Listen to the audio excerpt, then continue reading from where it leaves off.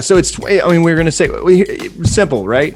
We're going to talk a little bit about what our thoughts, especially when it comes to my pilgrimage and the 2020 thing and how that kind of is gone and what we see 2021 being like. Yeah. You go first, man. Like where are you, what's the state of your pilgrimage and what the group and what you think, where you think people are at and what you want to leave with the people for this coming year? Viktor Frankl. You know this name? Yeah. Frankl. Maybe. Sure. Wrote a book called Man's Search for Meaning, right? Probably one of the most profound, important books of the 20th century. And this book, he was in a Jewish concentration camp, okay? And he was a psychologist, if I remember correctly. And he obviously he was Jewish. He was in the concentration camp. He was looking at this, and he went into, for lack of a better term, he went into an observational mode about his experience there. His basic question was, is happiness a self-contained experience, or is it something that we draw from our external circumstances or world? And he's basically saying, if happiness and joy and peace and these ideas, if this is something that is experienced as an internal experience, it comes from within us, then it can be experienced anywhere. That's the premise, right? Sure. It can be experienced anywhere. Mm-hmm. And therefore, you're in a Jewish concentration camp, Nazi concentration camp, it can be experienced here. That's the premise of the book. Yes. Right? And what he basically discovered was, yes, you can actually experience purpose, meaning all the things that are a human being, a human soul that needs, actually you can experience it no matter what the circumstances are. Mm-hmm. And what's interesting to me is that my wife and I have come into this year, 2020, we already had this paradigm. What is it here to teach us? Everything. Like, I remember I asked you this years ago. I said to you, this is after you and me started doing our healing process. And I said to you one day, I said, I have a question to ask you. And you said, yeah. I said, does everything happen?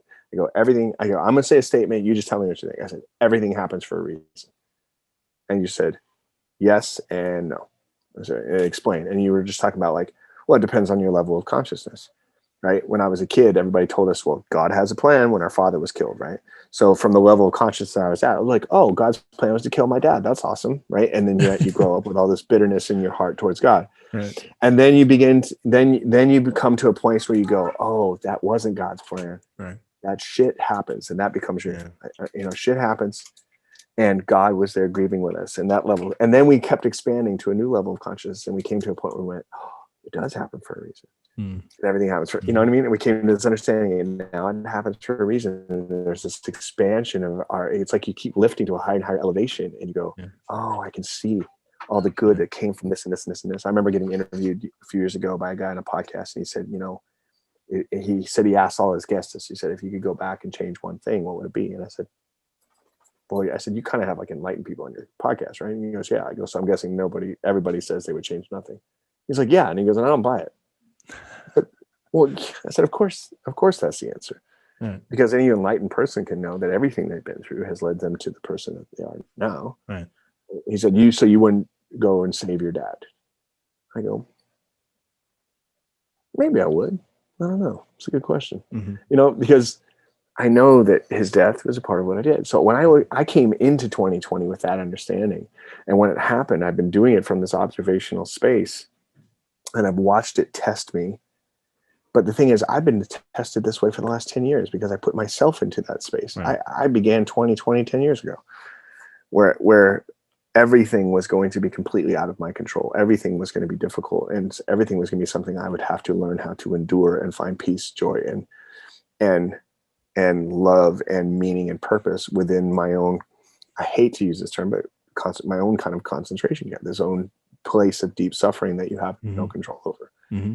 And I'm not trying to compare 2020 to the, to what happened to the Jewish people in the mid 20th century, but what we have is a world that has gone through a suffering that we don't see. I mean, especially in our country, like so many people just feel out of control. Like there's information flying everywhere. You can isolate yourself and then deal with the mental health repercussions of that. You can go out and then deal with the physical repercussions of that. You can do all these kind of things. And my wife and I and our family has been in this very observational space. Mm-hmm. It is what it is. And we found peace and we found joy from it. I've watched it open up opportunities for my business that I didn't have before. I could get meetings in 2020 I couldn't get before. I really could. All of a sudden I can land a Zoom hour with this CEO of USU soccer sitting in his sweatpants. You know what I mean? Like, Sure. I didn't get that before, right? Right. And so there's been these opportunities. I have learned how to be present and content in all situations. So Yeah. for me, 2020 was more of the same. It tested me. I became political for the first time in my life, and I saw myself kind of getting roped into collective energies around that. That was really interesting. And there's been a lot of fascinating, intense tests for me. I'm very, very, very sensitive empath. And so on an energetic level, 2020 has been filled with more intense energy, if you will. The collectives have been dense and nasty, and there's been more pain and suffering this year floating in the air like radio waves than I've ever experienced in my life. And I feel all that. So that's been tricky, but I think 2020 in the end, when people look back on it historically, we're going to find it to be a moment of great awakening. Moment of great awakening. And I wish we could say that about some of the tragedies. When we look back in the 20th century, I don't know if we can look at the Holocaust and we can look at things like that as a moment of great awakening.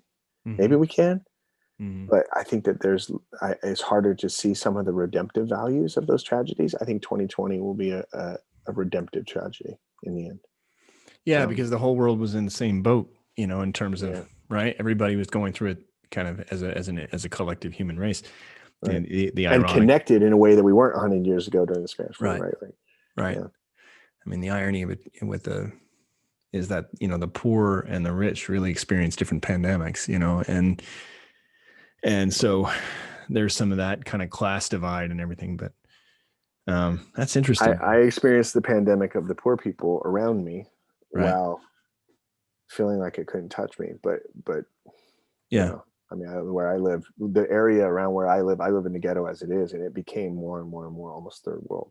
Yeah. Because companies were going out of, small businesses everywhere going out of business, even bigger companies losing their employees. I mean, the gas station on the corner, they dropped almost all their employees.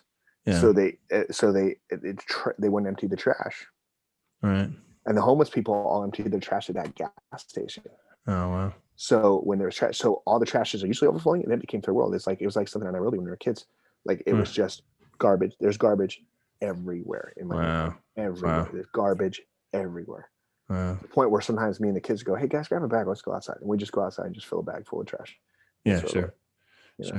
It's just that's my neighborhood. There was more theft. Amazing. There was more hunger. There was more drugs. There was more cops. There was more violence. There was protests everywhere in the streets around us. Sure. We saw the kind of, in our area, we get to see the worst of it. Yeah. Wow, it's intense. We come up here to Whidbey Island for a break from that. Yeah. Well, I got to my 2020. It's like I could talk about the pandemic, but the truth is that I live on Maui. It was awesome. It was. I mean, we had it amazing. And we're on a tropical island in the middle of nowhere, and there was a point where there was like no new cases on the island for almost 3 months.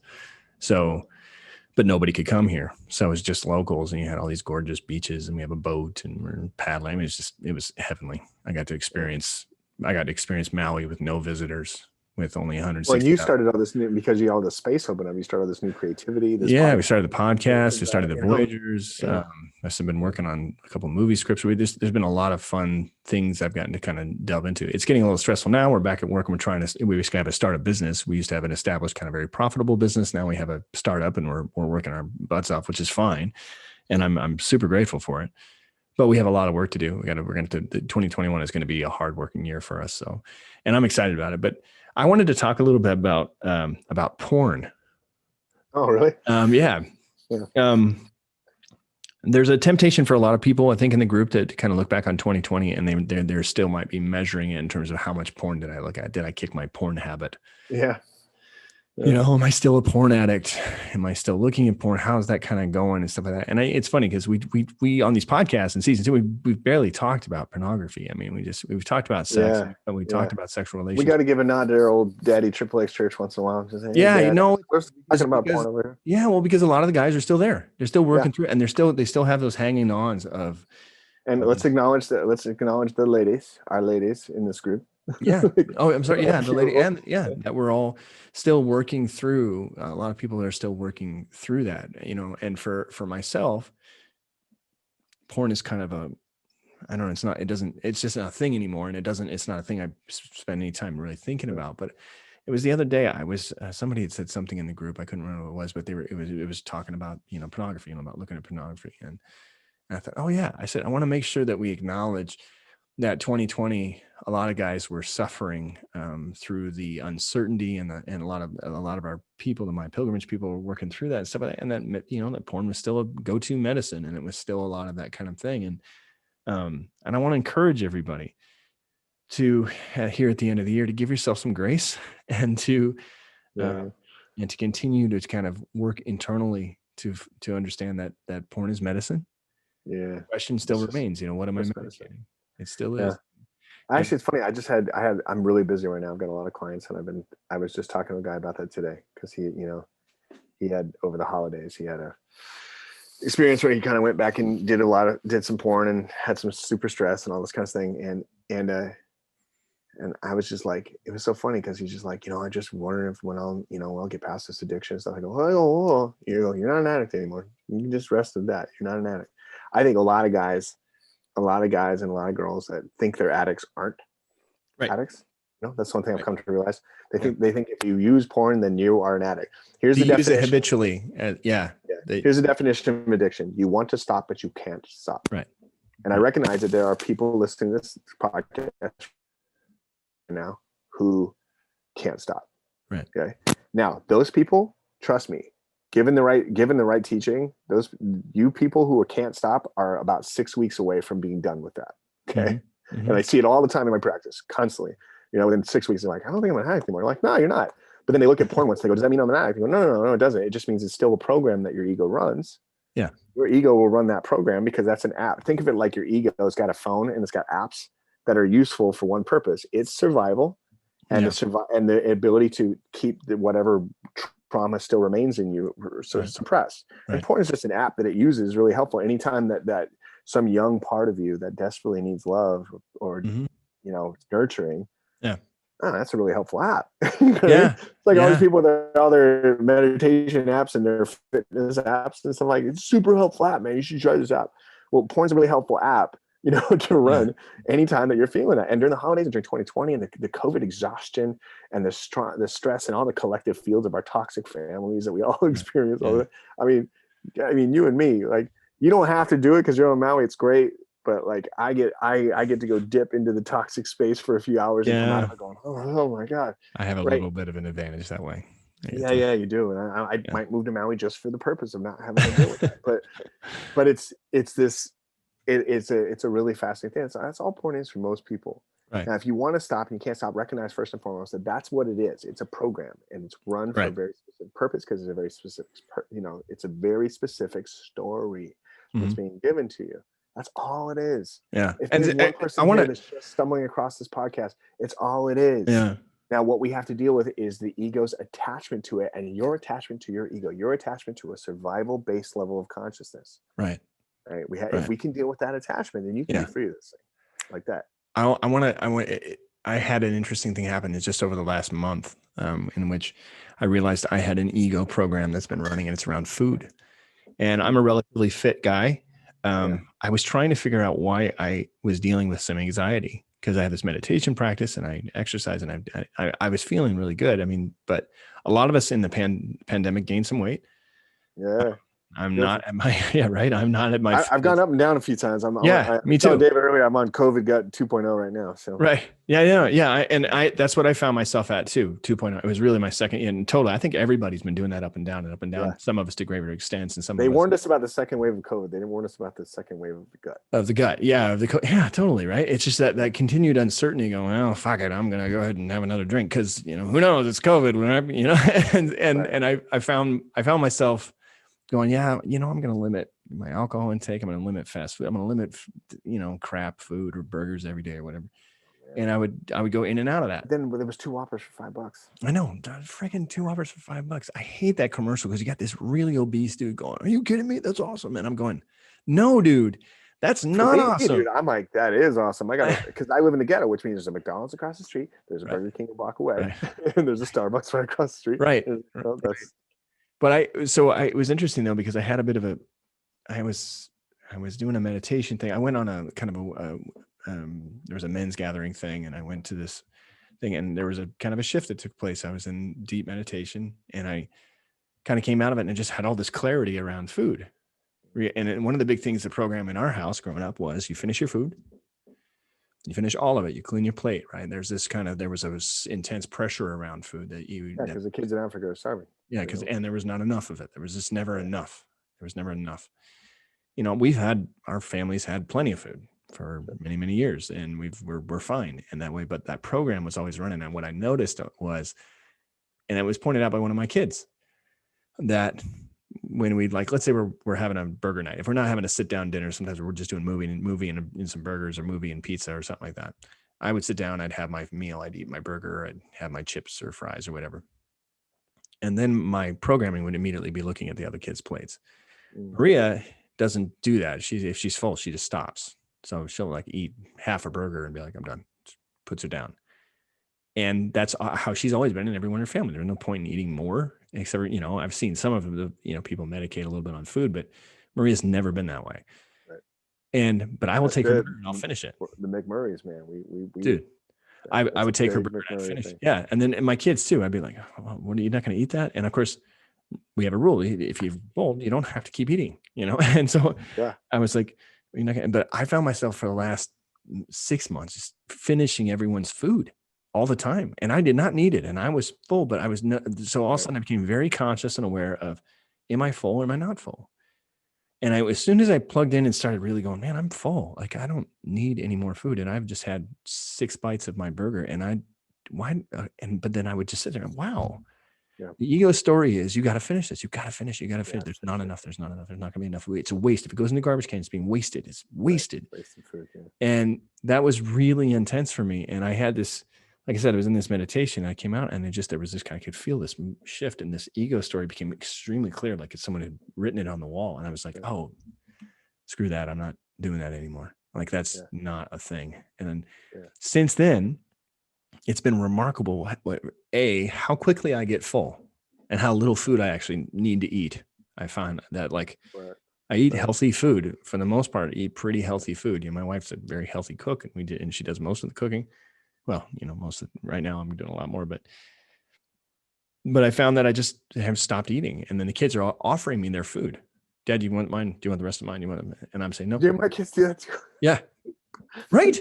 And so I was like, no, everybody just assumes I'm going to finish everyone. Yeah. They all assumed that I was going to finish it. Everybody did. Maria and the kids do that. And now I'm going, no. And I am finding there's more food going in the garbage can. So I'm starting to adjust if I'm going to make a meal, I'm not going to make as much because we don't need as much, and the kids aren't eating it, and I'm not going to eat it.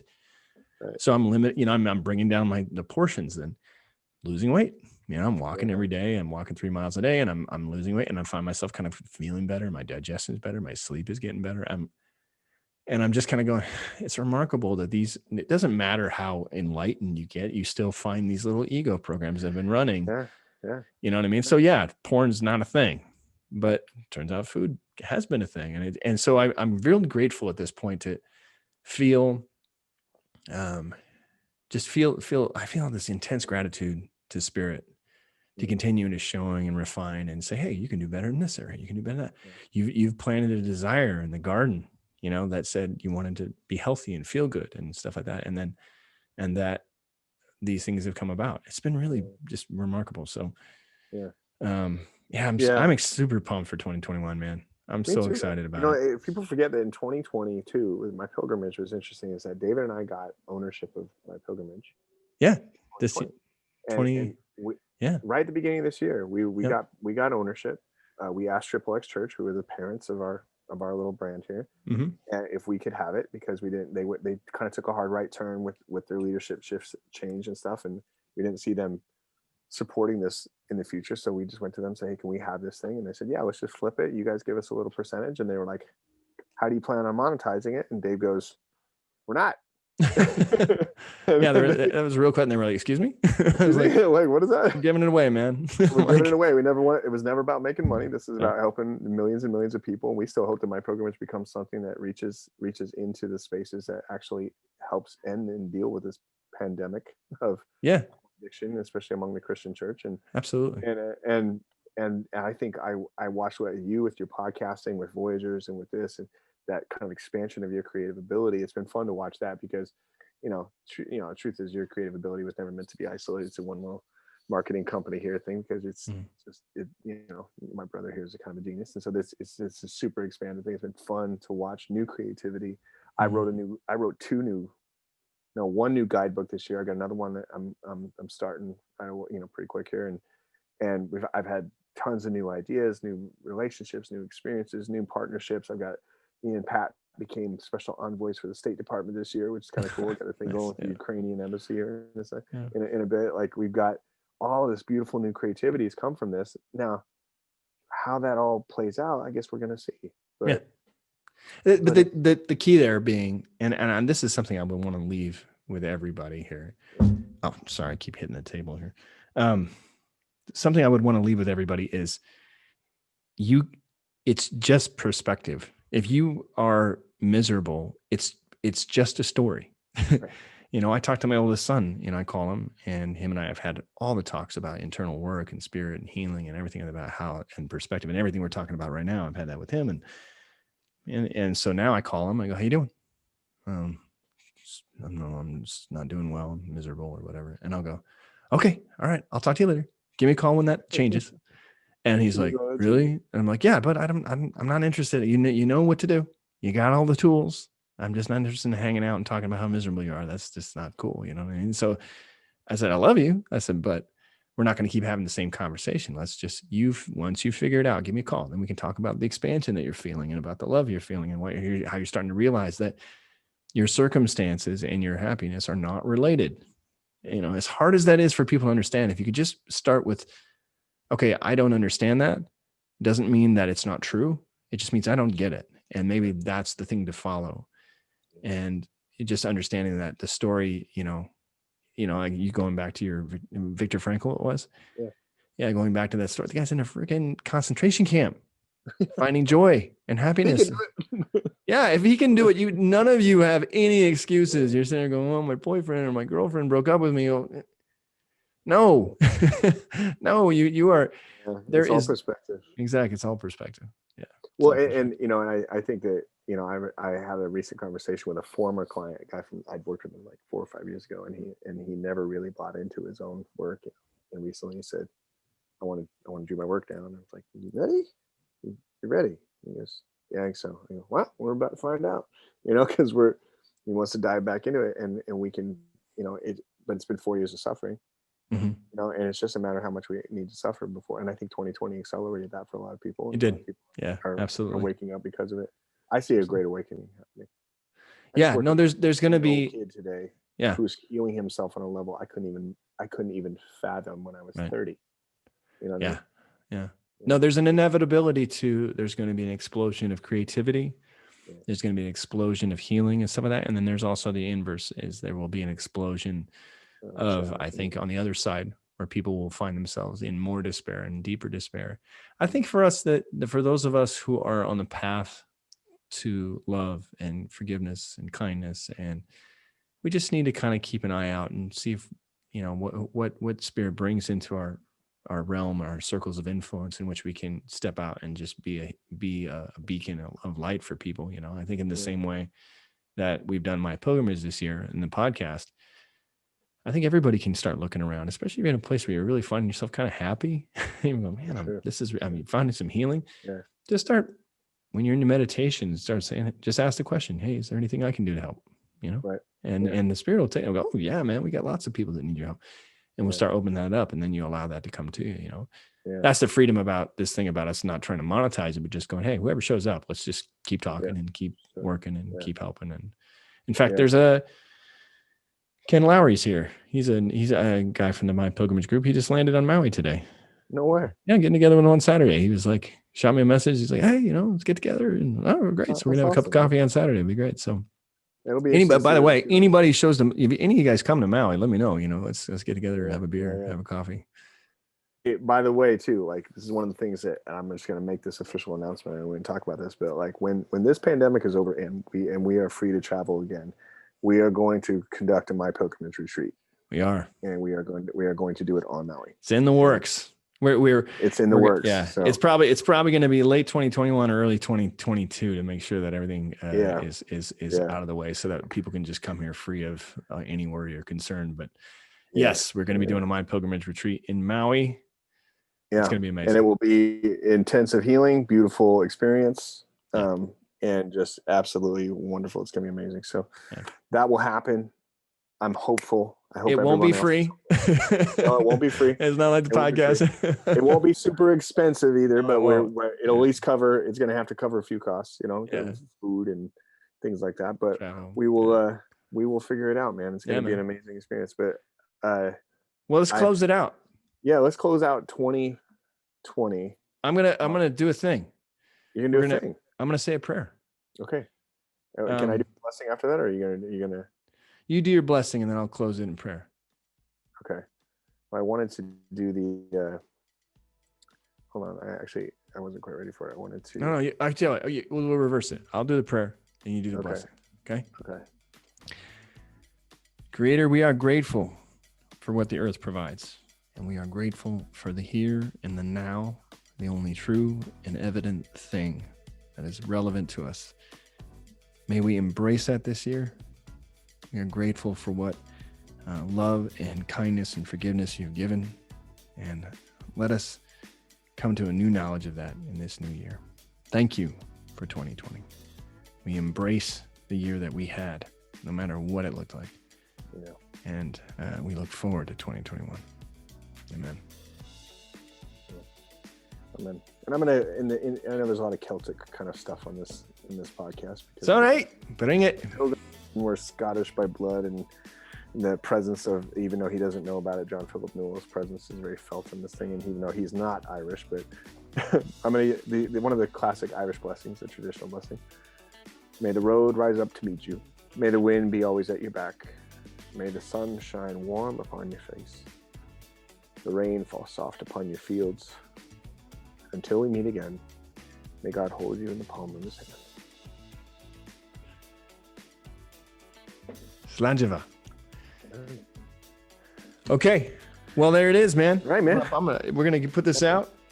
Thanks for doing this. Appreciate it. It's been a fun year. I've really enjoyed doing the podcast. It's been a kick in the pants. Me too, man.